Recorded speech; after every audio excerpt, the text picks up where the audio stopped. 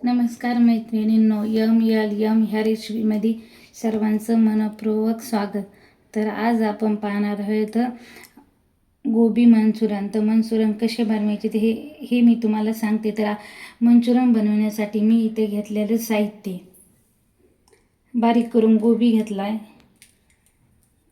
मैदा एक वाटी पोहे घेतलेत बारीक करून, आणि आलं आणि लसणाची बारीक करून पेस्ट घेतली. आता आपण इथं काय करणार आहोत, गोबीमध्ये हे सर्व टाकून घेणार आहोत. तर इथं मी काय केले माहिती आहे का, ह्या वाटीने एक वाटी मी इथं बारीक गोबी खिसून घेतलेली आहे. तर तुमच्याकडे खिसणी नसेल तर तुम्ही चाकूच्या सहाय्याने सुद्धा त्याला बारीक करू शकता. तर आता आपल्याला इथं काय करायचं आहे, सर्वप्रथम मी इथं हे घेतलेले पोहे बारीक करून, तर हे पोहे आपल्याला ह्या गोबीमध्ये टाकून द्यायचे. आणि हे पोहे सुद्धा मी एक वाटीच घेतलेले आहेत. नंतर एक वाटी मैदा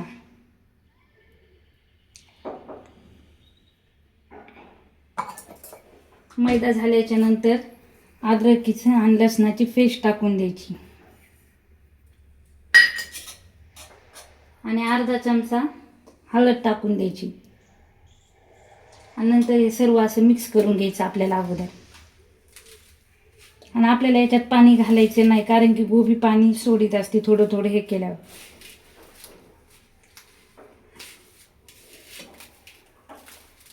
आणि नंतर आपल्याला याच्यात चवीपुरतं मीठ घालायचं.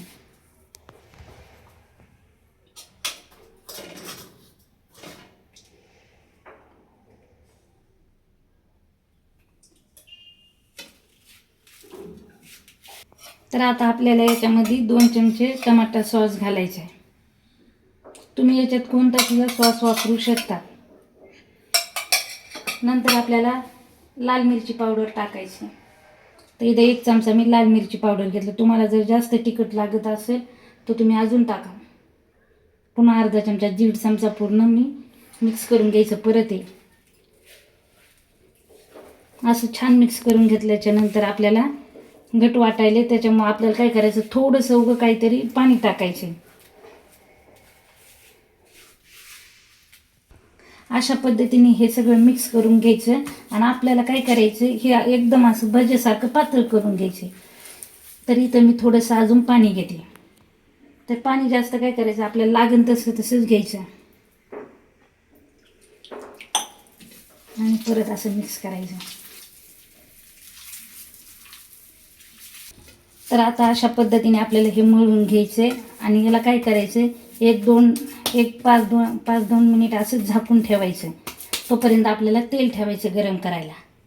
आता इथं आपलं तेल गरम झालेलं आहे. आता आपल्याला याच्यात मंचुरन सोडायचे. तर इथं मी काय केले, आपल्या हाताला हे टाकताना चिटकू नये म्हणून मी इथं थोडंसं पाणी घेतले. तर काय करायचं माहिती का, टाकायच्या वेळेस आपल्या हाताला थोडंसं असं पाणी लावून घ्यायचं आणि असा छोटासा गोळा करायचा. आणि आपल्याला एकदम असं भज्यासारखं सोडून द्यायचं.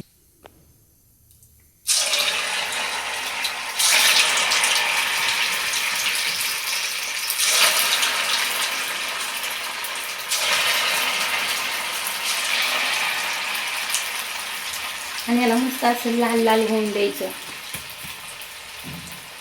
आणि तुम्ही याला कसं सुद्धा सोडू शकता. म्हणजे मग कधी कधी काय होते, आपल्याला हे सोडायला येत नाही, त्याच्यामुळे आपण एक सुद्धा टाकू शकतो तेलामध्ये. तर हे बघा, मस्त असे आपले आता मंचुरन तेलामध्ये तळत आहे. हे बघा, असा लालसर कलर येऊन द्यायचा. आणि आता हे आपल्याला एका परातीमध्ये काढून घ्यायचे. मस्त छान असा सुगंध सुटलाय.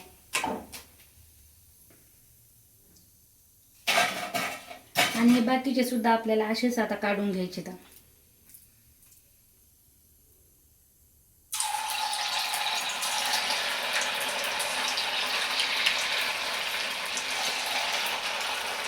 हाताला चिटकायले की परत आपल्याला थोडंसं पाणी लावून घ्यायचं हाताला. आणि अंगार येणार नाही याची दक्षता घ्यायची.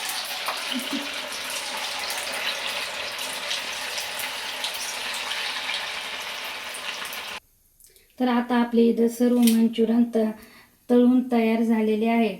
तर एकदम अगदी कुरकुरीत हे मंचुरन आहेत. आणि इथं मी घेतलेलं आहे त्याच्यासोबत खायला गाजर आणि गोबी. तर तुम्ही याच्यासोबत खाण्यासाठी चटणीसुद्धा घेऊ शकता. तुम्हाला चटणी आवडत नाही त्याच्यामुळे मी इथं चटणी घेतलेली नाही.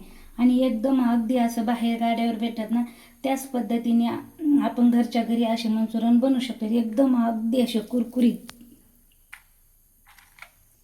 आपल्याला कधी कधी दुपारच्या वेळेस कधी चटर मटर जर काही खाऊ वाटत असलं तर आपण असे मंचुरियन बनवून खाऊ शकतो. बाहेरचे खाल्ल्यापेक्षा घरी एकदम चांगलं आणि स्वच्छता आपण करून हे खाऊ शकतो. तर असेच नवनवीन पदार्थ शिकण्यासाठी आपल्या चॅनलला लाईक, शेअर आणि सबस्क्राईब करायला विसरू नका. आणि ही रेसिपी कशी वाटली ही कमेंटमध्ये मला नक्की कळवा. धन्यवाद.